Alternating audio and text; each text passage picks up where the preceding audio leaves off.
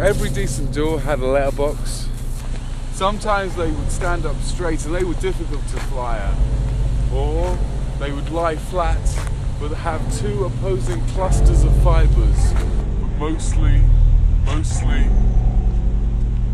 letterboxes lay flat and were easy to fly at. And Morrison would slink along, feeding the flyers, and they would reconfigure from a pile between his chin and palm into a load in a small cloth canvas bag, and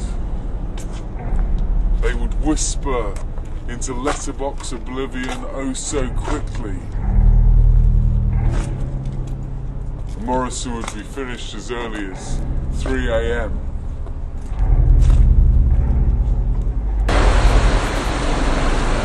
He remembered her saying, "I've been able to become an endless series of waterfalls, lakes, waterfalls and mountains, and none of it anywhere, a home in sight." How she was helped by so many male assistants in, say, the electrical departments. He remembered how she always kept a red cushioned stool in the fireplace instead of fires. He remembered how she mostly just cried. He remembered how she said he was the male version of Marjorie. He remembered how she set her eyes down to her shoes when she no longer wanted to fight. Fat American watching the hawk-haired fella zipping up his blue jacket, Morrison thought, as he crossed the plaza just before the flying job ended for good. Morrison got to the top of the street. He saw that the lights had gone orange all the way down as far as he could see. The way it made you sad in the night, that orange. And one light right at the very end of the street flickered.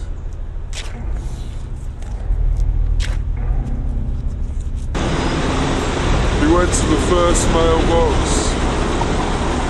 flipped up the lid, flipped to the fire. He seemed to see an eye staring back at him, just a single eye. And he thought about his own eye and the eye of the other staring back at him, not connecting. Not connecting. He moved on to the next house.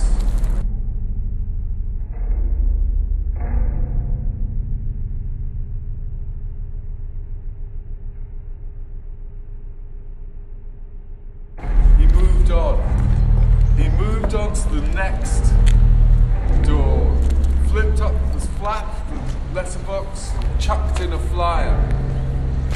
He saw, for certain this time, another eye. What's with this street? Everyone watching out at me. What's with this street and everyone waiting behind their doors? He thought. Hurried on to the next. Hurried on to the next door. He flicked in another flyer and he could see another eye staring at him. What's with these people? Why are they waiting for me behind these doors? Why don't they just pounce out on me when I turn my back? Flipped the next letterbox, the next house, and shoved a flyer through. And in dim green light through said letterbox, he could see just simply one more eye watching out at him. And he hurried on, wondering why these watching, waiting eyes didn't belong to people who emerged from their houses to scold him for flying. But no one emerged. Maybe they liked getting flyers.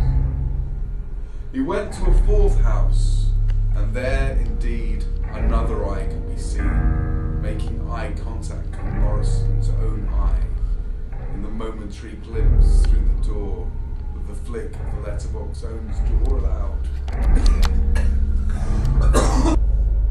Have I finally fly too much?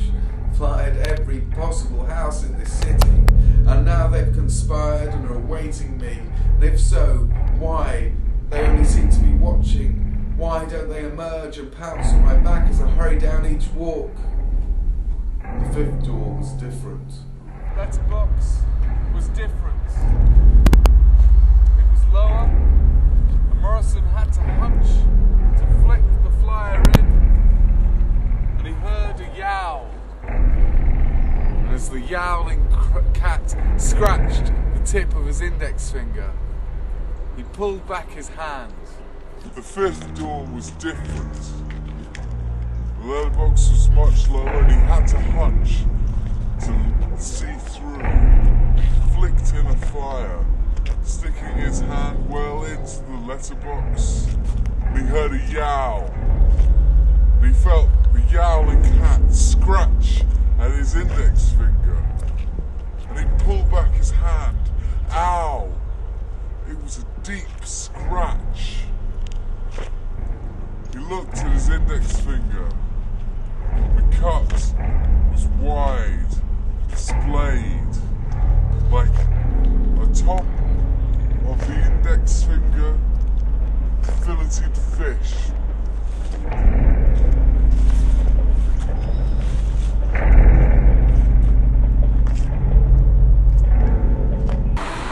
And with blood pouring, he lifted the flap again, but only with his index finger, and looked in. You could see the cat in a dim green light, its fur up, its back up, its tail cutting a million quick circles in the air.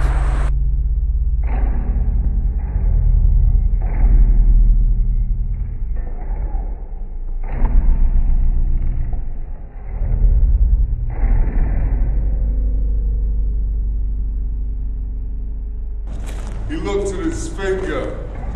The blood was pouring. It would certainly need stitches.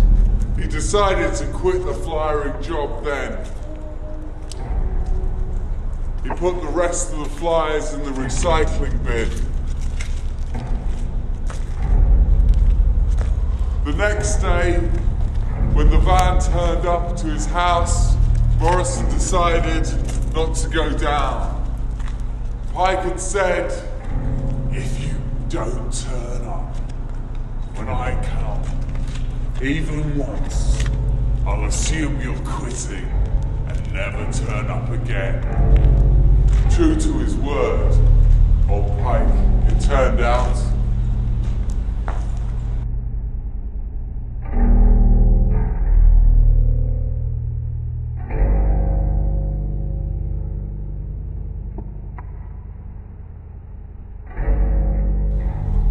Morrison soon got a day job, stuffing envelopes. It was a wisp of a job, but it tired him. He'd fall asleep with the television running, and whatever channel would go off air in the wee hours, the giant would come and stick its eye to the other side and watch all